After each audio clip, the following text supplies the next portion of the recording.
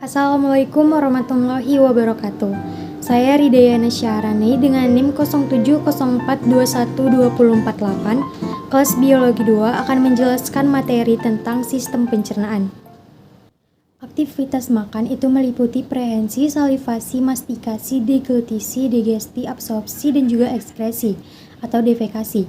Yang pertama ada prehensi, merupakan aktivitas mengambil pakan dan memasukkannya ke dalam mulut disebut dengan prehensi. Pada hewan berkaki 2, tangan merupakan alat utama, tetapi tidak demikian halnya pada hewan berkaki 4. Hewan bercakar akan menahan mangsanya dengan kaki, tetapi tidak mempergunakannya untuk membawa pakan ke dalam mulutnya. Misalnya itu pada anjing dan juga kucing. Anjing dan kucing sering menahan pakannya dengan kaki, tetapi memasukkannya ke dalam mulut dengan gerakan kepala dan juga rahang.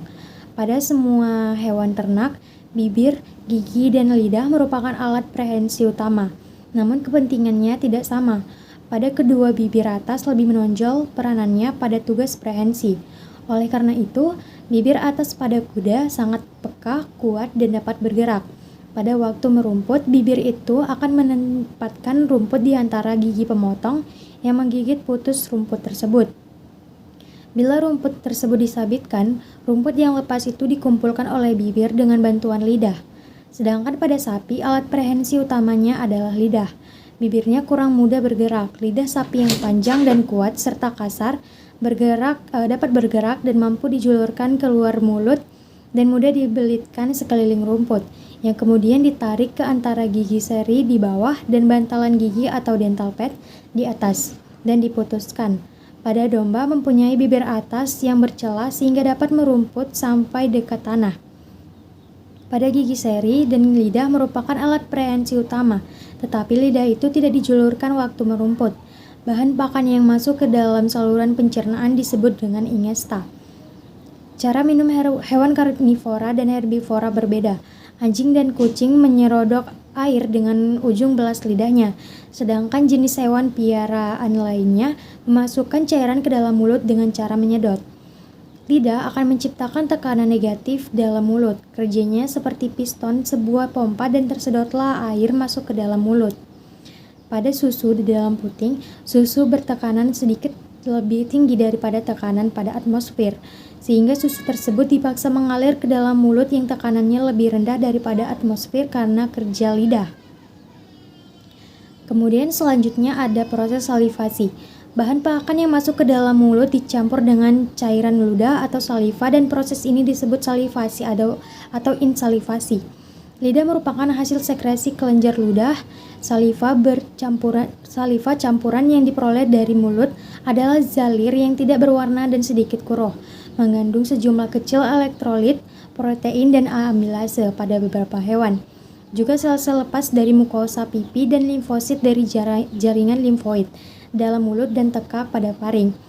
Ludah seperti juga getah cerna lainnya terbentuk dari darah, yang dimana fungsi saliva yaitu sebagai pertama saliran pembasah bahan pakan agar mudah dikunyah dan ditelan.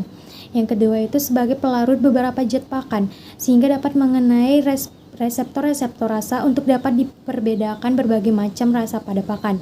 Kemudian yang ketiga itu bahan pembantu pembentukan bolus pakan, terutama kandungan musinnya agar mudah ditelan. Kemudian yang keempat merupakan bahan pelindung mukosa mulut dengan tetap membasahi dan melumasi mulut dengan saliva sebagai sekresi spontan pada waktu tidak ada bahan pakan dalam mulut. Pada waktu merasa mual sebelum muntah, sekresi saliva meningkat untuk melindungi membran mukosa terhadap lewatnya muntah yang bersifat asam. Kemudian yang kelima itu sebagai bahan pelumas osofagus atau kerongkongan. Yang keenam itu sebagai bahan pemecah amilum. Karena beberapa saliva beberapa hewan itu seperti babi, anjing, kucing, dan kelinci mengandung enzim amilolitis yang disebut petialin atau amilase saliva yang menghidrolisis amilum menjadi dekstrin dan maltosa. Pakan terlalu singkat tinggal dalam mulut sehingga kerja dari enzim tersebut diteruskan sampai dalam lambung sehingga pengaruh asam lambung masih kecil.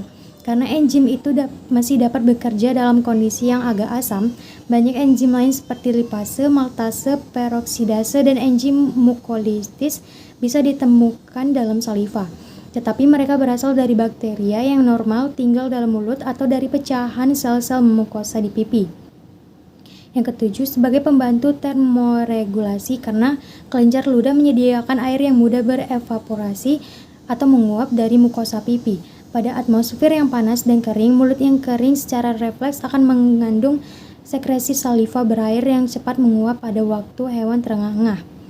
Yang ke-8 itu ada sebagai zat yang bersifat bakteriostatis atau Fleming menentukan suatu agen dalam jaringan dan ekskresi saliva yang mampu melarutkan bakteria, yaitu lisozim. Selanjutnya ada tahapan mastikasi. Mastikasi atau pengunyahan ialah pemecahan pakan secara mekanis dalam mulut. Penggerusan terjadi di antara gigi geraham. Mastikasi ini penting karena yang pertama itu pakan itu akan dihancurkan sehingga memberikan bidang permukaan yang lebih luas bagi kerja enzim atau mikroorganisme. Yang kedua, pakan akan tercampur dengan saliva sehingga bolus lebih mudah ditelan. Arti mastikasi itu tidak sama bagi masing-masing golongan hewan. Pada karnivora, mastikasi dilakukan kurang sempurna karena bahan pakannya tidak memerlukan mastikasi yang sempurna. Lain halnya pada herbivora yang bahan pakannya bersifat kasar dan berbongkah, sehingga mastikasi sangat penting artinya. Pada ruminansia, pengunyahan pakan yang cermat sangat perlu dilakukan. Yang selanjutnya itu ada deglutisi. Deglutisi atau menelan adalah lewatnya pakan dari mulut melalui paring dan esofagus ke lambung dan meliputi serangkaian peristiwa yang terkoordinasi dalam berbagai daerah tersebut. Permulaan deglutisi sebagai perbuatan dari voluntar tetapi menjadi refleks selama pelaksanaannya. Proses menelan itu ada 3 fase. Yang pertama dari mulut ke paring, yang kedua dari paring ke esofagus, dan yang ketiga dari esofagus ke lambung. Setelah mastikasi dan insalivasi secukupnya, pakan tersebut akan didorong lidah ke belakang mulut dan melalui estumus facium masuk ke dalam paring dan esofagus. Struktur dari saluran pencernaan bervariasi pada berbagai spesies hewan karena adaptasi terhadap jenis pakannya. Saluran pencernaan mulai dari bibir atau labia dan berakhir pada dubur atau anus, terdiri dari mulut, tekak atau faring, kerongkongan atau esofagus, lambung atau ventriculus, usus halus, dan juga usus besar. Panjang dari saluran tersebut juga berbeda-beda pada tiap jenis hewan. Pada karnivora, saluran tersebut pendek dan sederhana, sedangkan pada herbivora sangat lebih panjang dan juga kompleks. Lambung herbivora non-ruminansia seperti kuda dan kelinci relatif sederhana dan mirip lambung karnivora, sedangkan usus tebalnya sangat lebih kompleks dan lebih besar daripada usus tebal pada karnivora. Lambung ruminansia sangat besar dan juga kompleks. Sedang pada usus tebal herbivora non-ruminansia, pada dalam saluran pencernaan bermuara sejumlah besar kelenjar yang menghasilkan getah cerna dan juga mempunyai fungsi dalam pencernaan, yaitu mengandung enzim. Kelenjar-kelenjar tersebut ada yang berlokasi dalam dinding saluran pencernaan dan ada juga yang berlokasi di luar dinding tersebut. Misalnya kelenjar ludah, pankreas, hati, dan saluran pencernaan terdiri atas 4 lapisan. Yang pertama itu membrana mukosa yang membatasi lumen, yang kedua itu ada submukosa, yang ketiga ada lamina muscularis yang terbagi atas serabut otot sirkuler sebelah dalam dan serabut otot longitudinal sebelah luar. Yang 4 itu lamina fibrosa, merupakan lapisan luar. Selanjutnya itu ada mulut. Mulut dan geligi-geliginya berfungsi sebagai pertama mengunyah pakan menjadi bagian-bagian lebih kecil, dua merasakan dan mengecap pakan karena adanya taste bud pada beberapa hewan. Yang ketiga mencerna pakan dengan bantuan saliva. Yang keempat sebagai alat prehensi pembentukan mulut dan gigi-geliginya pada berbagai hewan berbeda. Dari mulut, bahkan pakan ditelan melalui paring masuk ke dalam esofagus. Selanjutnya esofagus. Esofagus atau kerongkongan membentang dari tekak atau paring ke lambung, melewati rongga dada atau toraks dan menembus diafragma. Pada hewan dinding esofagus ini tersusun atas 4 lapisan, yaitu lapisan fibrosa, lapisan muscularis, submukosa, dan membrana mukosa, selaput lendir. Pada banyak hewan seperti sapi dan domba dan juga anjing, serabut-serabut bergaris membentuk otot-otot sirkuel dan longitudinal sepanjang esofagus. Tetapi pada hewan lain seperti babi, profosi yang bervariasi dari bagian kaudal esofagus terdiri dari otot polos. Pada kuda dan ruminansia ada kelenjar-kelenjar dalam membrana mukosa esofagus di bagian ujung tekak. Kontraksi peristaltik sejati dari esofagus hanya dapat ditimbulkan oleh gerakan menelan, dan kontraksi demikian disebut sebagai peristaltis primer dari esofagus. Sedangkan stimulasi esofagus lokal oleh masuknya bolus atau benda asing dalam lumen esofagus akan menimbulkan pula gerakan peristaltik, dan ini dikenal sebagai peristaltik sekunder. Arti peristaltis sekunder adalah bila gelombang primer yang ditimbulkan oleh deglutisi hanya berhasil melewatkan bolus ke dalam bagian atas esofagus, maka bolus itu akan menyebabkan serangkaian kontraksi refleks yang mendorong terus bolus tersebut. Peristaltis yang berlawanan atau gerakan antiperistaltis dapat terjadi dalam esofagus dan terjadi pada waktu bersendawa atau eruktasi dan regurgitasi isi lambung ke dalam esofagus. Meskipun mekanisme utama dari gerakan bolus sepanjang esofagus adalah gelombang peristaltik, bekerja pula tekanan Bukov-Haringey dan gravitasi. Tekanan Bukov-Haringey terutama mengalirkan cairan. Pada kelinci, anjing, dan manusia, tipe gerakan lambung tersifat oleh peristaltis corpus ventriculi, strasistol dan diastol bagian pylorus. Fundus dan bagian atas corpus ventriculi tidak menunjukkan gelombang peristaltis, tetapi otot-otot daging di daerah itu menunjukkan adanya kontraksi tonis. Dikenal beberapa jenis kontraksi lambung lainnya.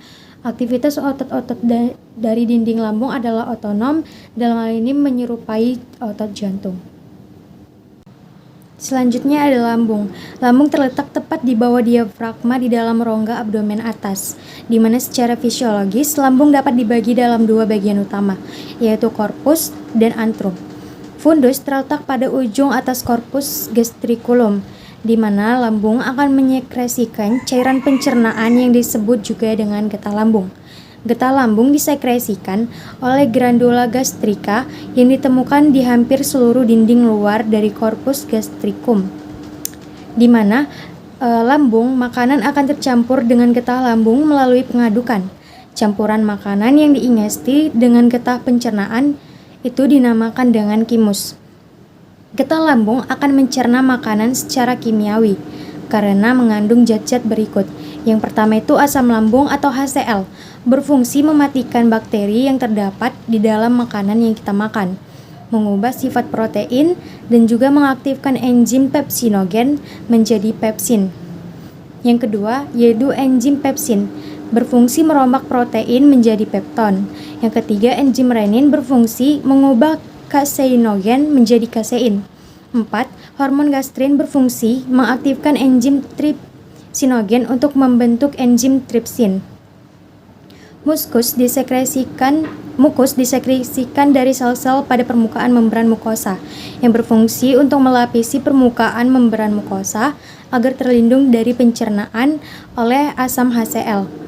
Sekresi cairan lambung ada 3 fase. Yang pertama itu fase cerebral, di mana antisipasi terhadap makanan menyebabkan stimulus dari otak, berjalan melalui nervus vagus ke lambung, tempat kelenjar sel dirangsang untuk sekresi. Pada fase ini, hormon gastrin yang disekresikan oleh sel membran mukosa kanalis pylorus lambung memasuki aliran darah untuk merangsang produksi cairan lambung yang lebih banyak. Yang kedua, fase gastrik. Produksi gastrin lebih banyak karena pengaruh regangan mekanik lambung oleh makanan, adanya produksi protein di dalam lambung, dan stimulasi vagal. 3. Fase intestinal. Sampainya makanan di dalam usus halus menyebabkan sekresi cairan lambung lebih lanjut, yang dimana jika makanan masuk ke lambung, sel dalam lambung akan menghasilkan hormon gastrin, serta sel-sel penghasil gastrin dirangsang oleh peptida. Selanjutnya, digesti kimiawi oleh getah lambung dibantu oleh pengadukan makanan oleh otot lambung. Rangkaian kontraksi dan relaksasi otot akan mencampur isi lambung setiap 20 detik. Sfinkter antara esofagus dan lambung akan membuka hanya saat bolus tiba. Sfinkter yang terletak di tempat lambung membuka ke arah usus halus, membantu meregulasi aliran kimus ke dalam usus halus. Campuran asam, enzim, dan makanan yang tercerna sebagian biasanya meninggalkan lambung dalam waktu 2-6 jam setelah makan.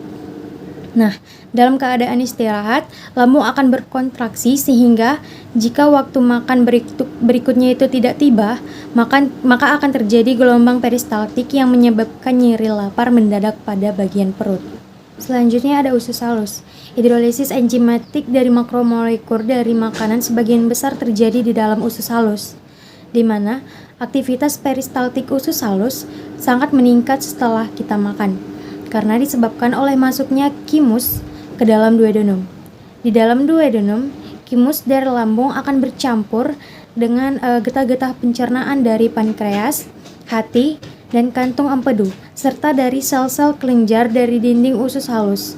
Sebagian besar digesti terjadi di dalam duodenum. Dinding duodenum itu mempunyai lapisan mukosa yang banyak mengandung kelenjar yang dimana dinamakan dengan kelenjar Brunner. Dia memiliki fungsi untuk memproduksi getah intestinum, di mana getah intestinum itu mengandung enzim, yaitu enzim peptidase untuk pemecahan polipeptida menjadi asam amino. Enzim untuk pemecahan disakarida menjadi monosakarida seperti sukrase, maltase, dan laktase, serta enzim untuk pemecahan lemak menjadi asam lemak dan gliserol yaitu lipase. Wilayah usus halus yang lain disebut dengan jejunum, dan juga ileum yang berfungsi dalam absorpsi nutrien dan air.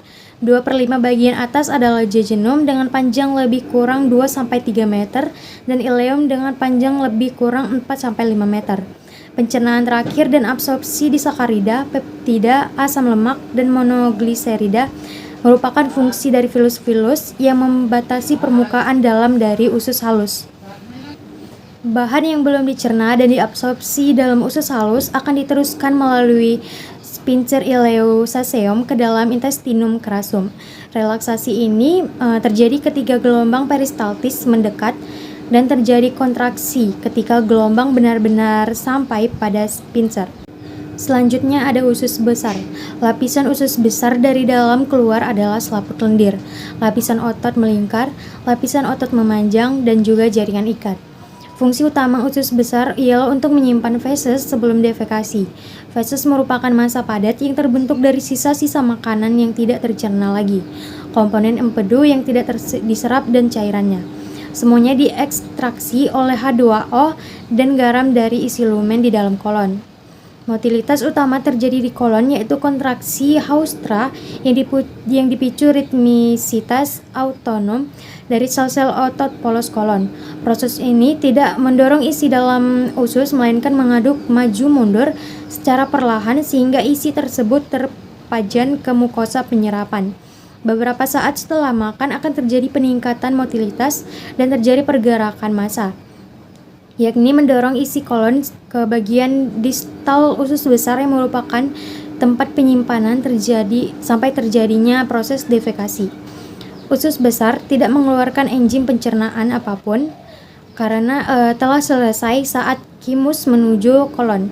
Terjadi sekresi kolon berupa larutan mukus basah yang berfungsi melindungi mukosa dari cedera mekanis dan kimiawi, salah satunya dengan menetralkan asam iritan yang dikeluarkan dari fermentasi oleh bakteri lokal yang ada di dalam tubuh.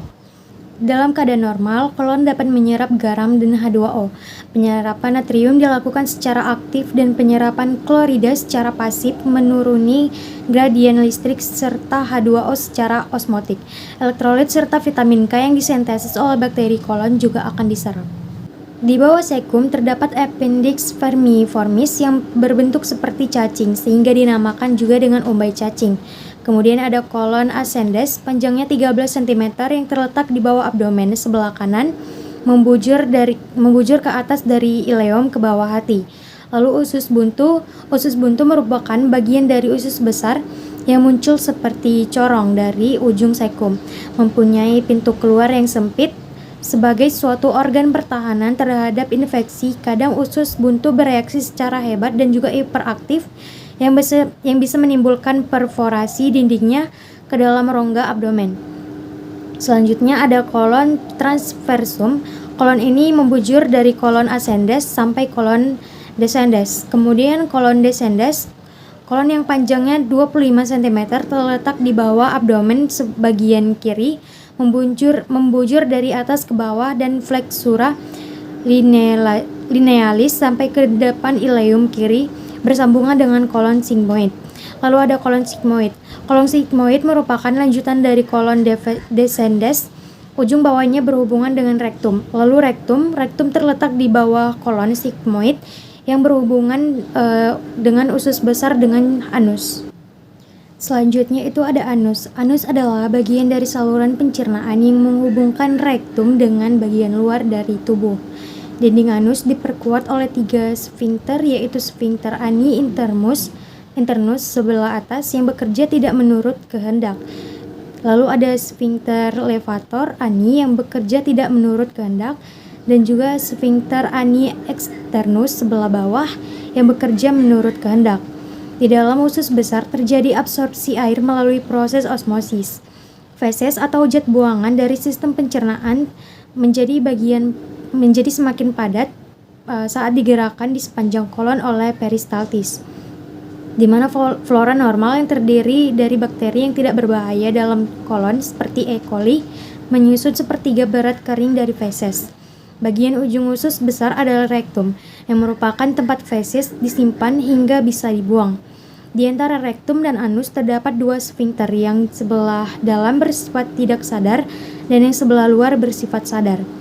Feses berada di rektum sampai kedua sfinkter pada anus kendor dan gerakan peristaltik mendorongnya keluar yang dinamakan dengan proses defekasi.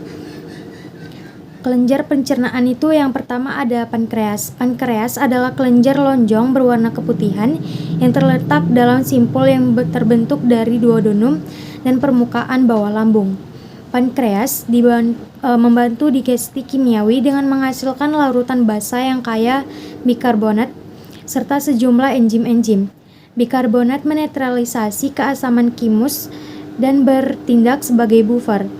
Getah pankreas mengandung enzim lipase, tripsin, dan chymotrypsin, amilase, dan juga peptidase. Kedua ada hati. Digesti lipid dimulai di dalam usus halus yang dibantu oleh empedu, yaitu suatu campuran zat-zat yang dibuat di dalam hati. Empedu mengandung garam-garam empedu yang bekerja sebagai pengemulsi yang membantu dalam digesti dan absorpsi lipid. Jumlah produksi getah empedu dipercepat sewaktu terjadi proses pencernaan, khususnya sewaktu pencernaan lemak. 80% getah empedu terdiri atas air, garam empedu, pigmen empedu, kolesterol, musin, dan zat lainnya. Pigmen empedu dibentuk dalam sistem retinoendotelium, khususnya limpa dan sumsum tulang, dari pemecahan Hb yang bersifat dari sel darah merah yang rusak. Dialirkan ke hati kemudian diekskresikan ke dalam empedu. Komposisi empedu terdiri atas 2 fraksi, sekresi garam empedu dan sekresi elektrolit yang bercampur dalam berbagai proporsi. Sekresi garam empedu komposisinya konstan dan mengandung garam-garam empedu sebagai anion dan natrium sebagai kation. Sekresi elektrolit serupa dengan komponen zalir sekresi pankreas dan mengandung bikarbonat dan klorida. Bila volume sekresi empedu meningkat, konsentrasi klorida menurun dan konsentrasi bikarbonat akan meningkat bersesuaian dengan meningkatnya pH. Oleh karena itu, empedu membentuk cadangan alkali yang membantu menetralisasi sinus asam dari lambung ketika memasuki duodenum.